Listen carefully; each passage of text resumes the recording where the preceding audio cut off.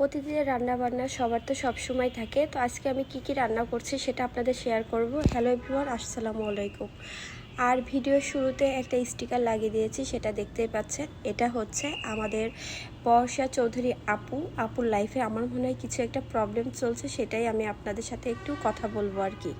4 মাস আগে এই রাসেল মিয়ার সাথে ওনার বিয়ে হয়। ওনার এর আগে 2টা বিয়ে ছিল, সেখানে 2টা বাচ্চা আছে।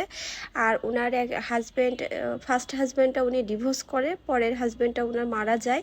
তারপর আর কি উনি অনেক বেশি ডিপ্রেশনে ছিলেন, অনেক বেশি খারাপ লাগতো। সব কিছু মিলে অল্প কয়েকদিন পরিচয়ের মধ্যে এই রাসেল মিয়াকে বিয়ে করে, সেটা কিনা এফডিসিতে ওনাদের এক নির্বাচনের সময় পরিচয় হয়। সেই সূত্রে ওনার দেখা দেখি তখন খুব দ্রুতই উনি ডিসিশন নিয়ে নেন, কিংবা ফাইনাল করে ফেলেন উনি বিয়ে করবেন। আর রাসেল মিয়া বিয়ে করেছিল নাকি, আসলে কি বলবো, ওনাকে হেল্প করার জন্য, 2 বাচ্চার জন্য। খুব মায়া লাগছে, ওনার প্রেমে পড়ে গিয়েছে। আসলে ওনার মুখের মানে ওনার আসল উদ্দেশ্যটা আসলে এখনই বোঝা যাচ্ছে। উনি আসলে বিয়ে করেছিল শুধুমাত্র লোভের কারণে। কারণ কয়েকদিন ধরে আপুর পেজে দেখলাম আর কি, আপু একটা পোস্টও করেছিলেন, সেই পোস্টটা আবার সাথে সাথে ডিলেটও করে দিয়েছিলেন। একটা লাইভ করেছিলেন, সেটাও ডিলেট করেছেন। তারপর হচ্ছে আবার একটা ভিডিও দিয়েছেন। তো ওনার ভিডিওটা এখনও আছে, আপনারা যে দেখে আসতে পারেন আপুর পেজটাতে। তো আমার কাছে মনে হয়েছে আসলে আপু কোনোভাবেই সেফ না। আপুরও 2টা বাচ্চা হয়তো রিস্কের মধ্যে আছে আর কি। যেহেতু অনলাইনে সবসময় আমরা ফোন ঘাটাঘাটি করি, তবে তবে অনেক ইনফ্লুয়েন্সারদেরকেই আমরা মানে ফলো করি আর কি, কে কী করে আর কি। সেটার জন্যই আমি বললাম আর কি। আমার কাছে খারাপ লাগছে আসলে বিষয়টা। মেয়েরা কতটা নিরুপায় হলে এরকম একটা সিচুয়েশনে এসেও মিথ্যা কথা বলে আর কি।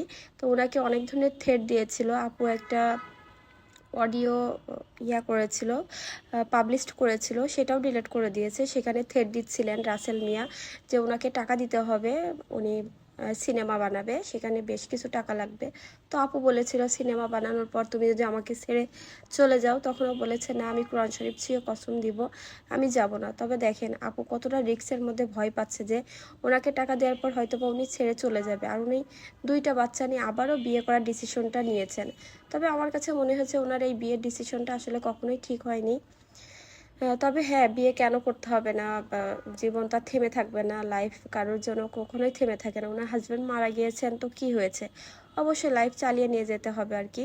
তো আমার কাছে খারাপ লাগছে এই বিষয়টা। আরেকটা বিষয়ে খুব খারাপ লাগছে, আপনাদের কাছে কেমন লাগছে জানি না।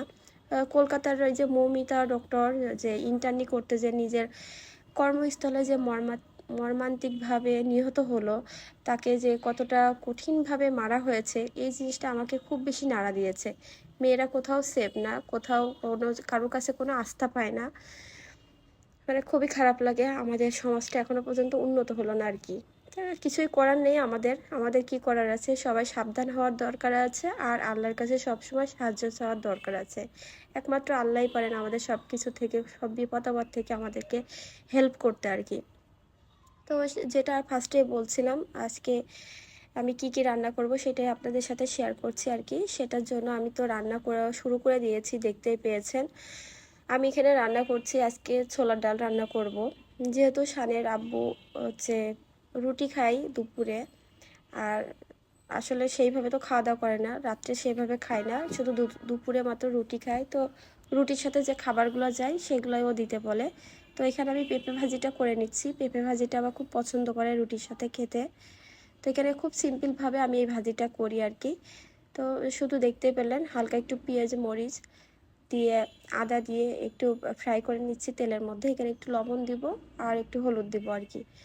তো পেঁপে রান্নাটা আমার ওই পাশ থেকে হয়ে যাবে, আর এই পাশ থেকে আমি ছোলার ডালটা রান্না করে নিচ্ছি। আর এটা সেম আমি মাংস যেভাবে রান্না করি ঠিক সেইভাবে আমি রান্নাটা করি। আর আমি এইগুলোর জন্য মশলাটা আগে খুব ভালোভাবে কষিয়ে নিয়েছি। আর ওই যে বললাম মাংস যেভাবে রান্না করে সব ধরনের মশলা দিয়ে মশলাটা কষিয়ে নিয়ে তারপর আমি ওই যে ছোলাটাও কষিয়ে নিয়েছিলাম।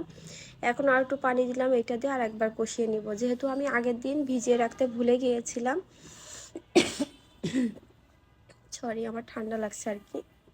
তো সেটার জন্য আমি হচ্ছে গিয়ে এই পাশ থেকে খুব ভালোভাবে গরম পানি দিয়ে কয়েকবার করে কষিয়ে নিয়েছি। আমার এটা কষানো হয়ে গিয়েছে, আমি ঝোলের পানিটাও দিয়ে দিচ্ছি। আমার রান্নাটা আমি এইটা নিভু আঁচে রেখে দিয়েছিলাম। আর এখন একটু জিরে ভাজা গুঁড়াটা দিয়ে দিচ্ছি। এটা দিলে তরকারির টেস্টটা অন্যরকম একটা হয়ে যায় আর কি, খুব বেশি ইয়াম্মি লাগে। আর আমার ডাল রান্নাটাও হয়ে গিয়েছে। আর অন্য দিন তো অনেক সময় দেখা যায় এই ডালটা আমি শুধু রান্না করি, আর আজকে একটু ডিম ভেজে দিয়েছি আর কি। খুব বেশি মানে টেস্টি হয়েছিল আর কি। এখন আমি উঠিয়ে নিচ্ছি, খাওয়া দাওয়া করতে হবে আর কি। তো আমার ভিডিওটা এতটুকুই ছিল, আপনাদের কাছে কেমন লাগছে অবশ্যই জানাবেন। আর আমাদের মেয়েদের জন্য বিশেষ করে সবাই একটু দোয়া করবেন, সবাই যেন অনেক বেশি ভালো থাকে আর কি। আপনারাও ভালো থাকেন, সবার জন্য দোয়া করি। আল্লাহ হাফেজ, আসসালামু আলাইকুম। এই পর্যন্তই।